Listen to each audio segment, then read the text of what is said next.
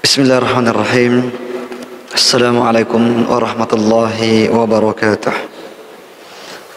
Alhamdulillahi rabbil alamin.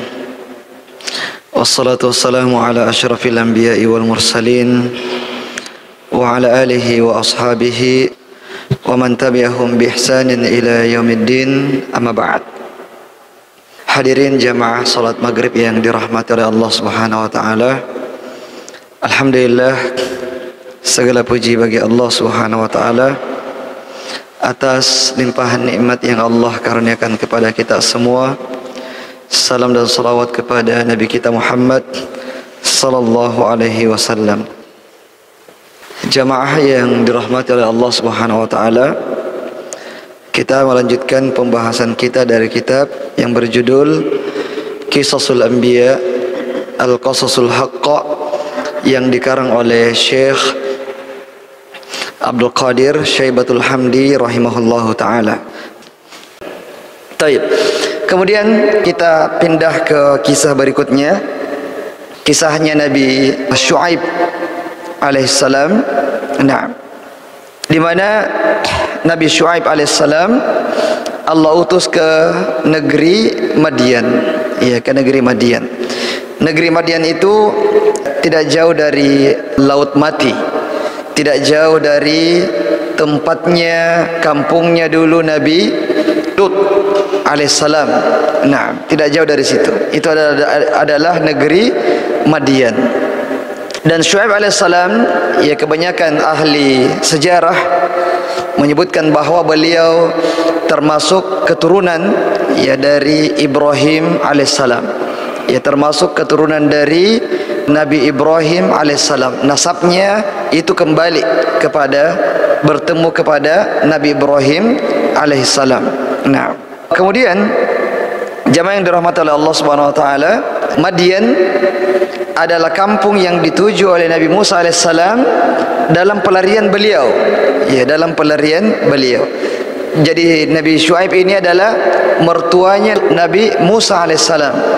Ya, sebagaimana yang kita ketahui dan nanti akan datang kisahnya, ya, ketika Nabi Musa alaihissalam membunuh seorang laki-laki Mesir, nah, maka dia pun takut dan ingin dibunuh oleh Fir'aun dan bala tentaranya, sehingga dia pun meninggalkan Mesir untuk menyelamatkan dirinya dan akhirnya sampai di negeri Madian. Ya, dan di negeri Madian itu dia bertemu dengan Nabi Syuaib alaihissalam. Ya, kemudian Nabi Syuaib menikahkan beliau dengan salah seorang putri beliau. Nah, itu adalah negeri Madian. Nah, dan Nabi Syuaib alaihissalam digelari dengan gelar Khatibul Anbiya, khatibnya para nabi. Ya, kenapa disebut dengan khatibnya para nabi? Karena semangatnya yang luar biasa dalam menasihati kaumnya, dan juga dia memiliki fasaha yang luar biasa, keahlian berbicara yang luar biasa. Sastra, nilai sastra dalam ucapannya itu yang sangat tinggi. Ya, sehingga beliau digelari dengan gelar Khatibul Anbiya, khatibnya para nabi-nabi Allah Subhanahu wa taala. Nah, kemudian jamaah yang dirahmati oleh Allah Subhanahu wa taala, ya, beliau diutus ke negeri Madian, di mana penduduk negeri Madian mereka menyembah Al-Aikah. Ya, jadi mereka juga disebut dengan Ashabul Aikah. Di dalam Al-Quran disebutkan, ya, kalau tidak salah di surah Al-Ahqaf atau surah Qaf disebutkan Ashabul Aikah. Apa yang dimaksud dengan Aikah? Ibnu Katsir mengatakan bahwa syajaratun minal ik haulaha ghaidatun multafitatun biha.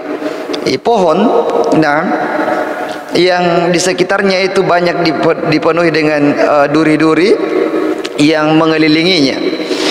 Dan penduduk Madian, ya, mereka menyembah pohon ini.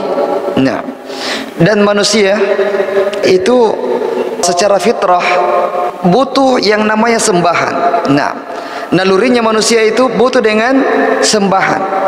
Kalau orang tersesat, orang yang tidak berilmu, maka dia akan salah mengambil sembahan. Ya, makanya ada yang menyembah pohon, ada yang menyembah kuburan, ada yang menyembah batu, ada yang menyembah kerbau atau sapi, ada yang menyembah bulan, bintang, matahari dan sebagainya. Ya, karena nalurinya itu mendorong dia untuk menjadikan sembahan. Ada sesuatu yang bisa dia sembah. Nah, sehingga itulah yang dimanfaatkan oleh syaitan untuk menyesatkan manusia. Mereka punya naluri untuk menyembah, maka dicarikan sembahan-sembahan yang lain selain Allah Subhanahu wa taala.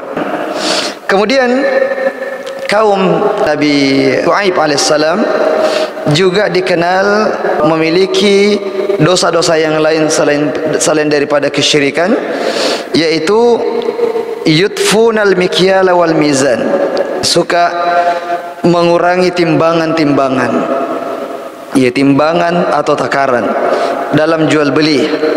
Nah, dalam jual beli ataupun bukan sekedar timbangan, ya, meskipun bukan sesuatu yang ditimbang, tapi itu adalah perdagangan, maka dia berusaha untuk curang di dalamnya, curang dalam perdagangan itu. Nah, kemudian Allah Subhanahu wa taala, ya, mengutus Nabi Shu'aib sebagai seorang nabi, ya, di kampung tersebut untuk mendakwahkan kaumnya agar kembali kepada Allah Subhanahu wa taala, meninggalkan sembahan kepada pohon tersebut dan meninggalkan perkara-perkara yang diharamkan oleh Allah Subhanahu wa taala. Baik, kita akan jelaskan di dalam surah Al-A'raf ayat 85 sampai 93.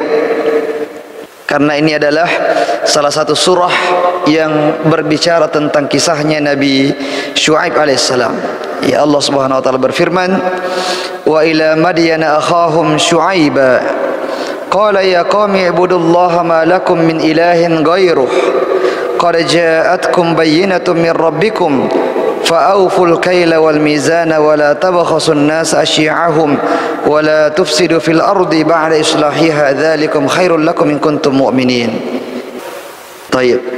Jadi di dalam ayat ini salah satu dakwah, salah satu nasihat Nabi Shu'aib alaihissalam kepada kaumnya agar mereka menyembah Allah dan tidak menyekutukan Allah Subhanahu wa taala dengan sesuatu apapun. Dan ini merupakan risalah yang dibawa oleh semua nabi-nabi Allah Subhanahu wa taala. Nah, kemudian di antara nasihat beliau kepada kaumnya di ayat ini adalah fa'uful kaila wal mizan.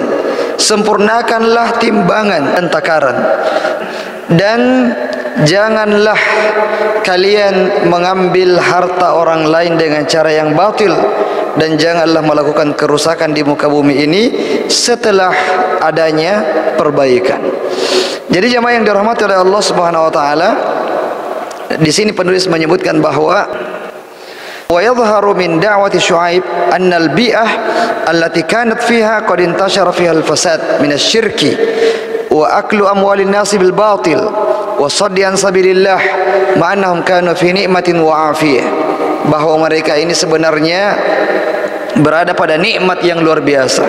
Allah berikan mereka nikmat yang sangat banyak, tapi mereka membalas nikmat itu dengan kekufuran kepada Allah Subhanahu wa taala, dengan kesyirikan dan melakukan perbuatan keji yang lain seperti memakan harta orang lain dengan cara yang batil. Dan secara umum jamaah yang dirahmati oleh Allah Subhanahu wa taala, para nabi-nabi Allah Subhanahu wa taala itu turun dengan membawa 5 hal. Hifdzuddin, menjaga agama dari yang namanya kesyirikan. Nah, dan yang kedua adalah hifdzul mal, menjaga harta, ya, sehingga diharamkan yang namanya pencurian dan sebagainya, memakan harta orang lain dengan cara yang batil, menipu. Nah, itu hifdzul mal. Kemudian yang ketiga adalah hifdzun nasl atau hifdzun nasab, menjaga kehormatan atau menjaga nasab, ya, makanya diharamkan zina dan sebagainya untuk menjaga nasab itu. Nah, Kemudian yang keempat adalah hifdzul ird, ia menjaga kehormatan manusia.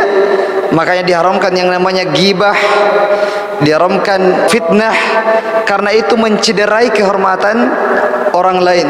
Nah, kemudian yang kelima adalah hifdzun nafs, menjaga jiwa. Ya, makanya diharamkan pembunuhan, karena itu bertentangan dengan maqasid ini, menjaga jiwa. Jadi secara umum 5 hal ini dibawa oleh para nabi-nabi Allah Subhanahu wa taala, yang menjaga agama, menjaga jiwa, menjaga harta, menjaga nasab, dan menjaga kehormatan. Meskipun syariatnya yang berbeda-beda, ya, syariatnya yang berbeda-beda, caranya untuk menjaga ini berbeda-beda. Nah, tapi semuanya kembali kepada tujuan yang sama, yaitu menjaga kelima hal ini. Nah, kemudian di ayat berikutnya Allah Subhanahu wa taala berfirman, وَلَا تَقْعُدُوا بِكُلِّ صِرَاطٍ تُوعِدُونَ وَتَصُدُّونَ عَنْ سَبِيلِ اللَّهِ مَنْ آمَنَ بِهِ وَتَبْغُونَهَا عِوَجًا وَاذْكُرُوا إِذْ كُنْتُمْ قَلِيلًا فَكَثَّرَكُمْ وَانْظُرُوا كَيْفَ كَانَ عَاقِبَةُ الْمُفْسِدِينَ. Taib. Jemaah yang dirahmati oleh Allah Subhanahu wa taala, ya, di antara dosanya penduduk Madian adalah mereka suka mencegah orang lain dari kebaikan. Mereka tidak mau kalau ada yang mengikuti Nabi Syuaib, ya, selalu dihalang-halangi. Nah, selalu dihalang-halangi. Pokoknya kita ikuti agama nenek moyang kita. Sembahan kita menyembah al-aikah, pohon ini kita dapati dari nenek moyang kita ini. Ya, ini Syuaib adalah orang yang datang dengan membawa perkara yang baru, ya, datang dengan membawa sesuatu yang bertentangan dengan akidah nenek moyang kita. Maka janganlah kalian mendengarkannya. Ini yang dilakukan oleh kaumnya Nabi Syuaib alaihissalam. Nah, sehingga Allah mengatakan wala taq'udu bikulli siratin tu'iduna wa tasudduna an sabilillah. Jangan kalian menghalangi orang dari jalan Allah Subhanahu wa taala. Cukuplah kalau kalian kafir, dan jangan mencegah orang untuk mendapatkan hidayah dari Allah Subhanahu wa taala. Nah, kemudian di ayat berikutnya Allah Subhanahu wa taala berfirman, wa in kana ta'ifatum minkum amanu billadzi ursiltu bihi wa ta'ifatun lam yu'minu fasbiru hatta yahkumallahu bainana wa huwa khairul hakimin. Taib. Jadi jemaah yang dirahmati oleh Allah Subhanahu wa taala, meskipun mereka senantiasa menghalangi orang untuk tidak beriman, tidak ikut kepada Nabi Syuaib, tapi ada yang beriman. Itu ta'ifatum minkum amanu billadzi ursiltu bih wa ta'ifatun lam yu'minu. Ada kelompok yang beriman kepadaku dan ada kelompok yang tidak beriman kepadaku. Sebagaimana firman Allah, yuriduna liyutfi'u nurallahi wallahu mutimmu nurihi walau karihal kafirun. Mereka senantiasa berusaha untuk memadamkan cahaya Allah, untuk menjauhkan manusia dari jalan Allah, tapi Allah menyempurnakan agamanya meskipun orang-orang kafir itu tidak senang dengan hal tersebut. Nah, meskipun mereka berusaha, tapi tetap, ya, maka kita sebagai para dai, kita berusaha saja, ya, kita berdakwah saja, kita sampaikan saja. Adapun masalah hidayah, kita kembalikan seluruhnya kepada Allah Subhanahu wa taala. Ya, sambil kita berharap dan berdoa kepada Allah, semoga si fulan, si alan mendapatkan hidayah dari Allah Subhanahu wa taala. Ya, karena doa itu sangat berpengaruh. Sebagaimana kisahnya sahabat Abu Hurairah radhiyallahu taala anhu, di mana orang tuanya ini sangat benci dengan Islam, sangat benci kepada Nabi Muhammad sallallahu alaihi wasallam. Tapi dia tidak pernah berputus asa untuk mendakwai orang tuanya, berdoa agar orang tuanya mendapat hidayah, dan juga minta kepada Nabi, wahai Rasulullah, doakan ya orang tua saya mendapatkan hidayah. Dan alhamdulillah, setelah didoakan oleh Rasulullah, kemudian orang tuanya mendapatkan hidayah, terbuka hatinya untuk memeluk agama Islam. Jadi perpaduan antara usaha dengan dakwah dan juga doa yang yang terus menerus yang kita panjatkan kepada Allah Subhanahu wa taala, terutama kepada orang-orang yang kita cintai, orang-orang yang kita sayangi, orang-orang yang banyak berbuat kebaikan untuk kita, maka doakan agar mendapatkan hidayah. Karena sebaik-baik yang kita berikan balasan kepadanya adalah ketika kita ajak dia untuk menapaki jalan-jalan petunjuk-petunjuk Allah Subhanahu wa taala. Biasanya seperti itu.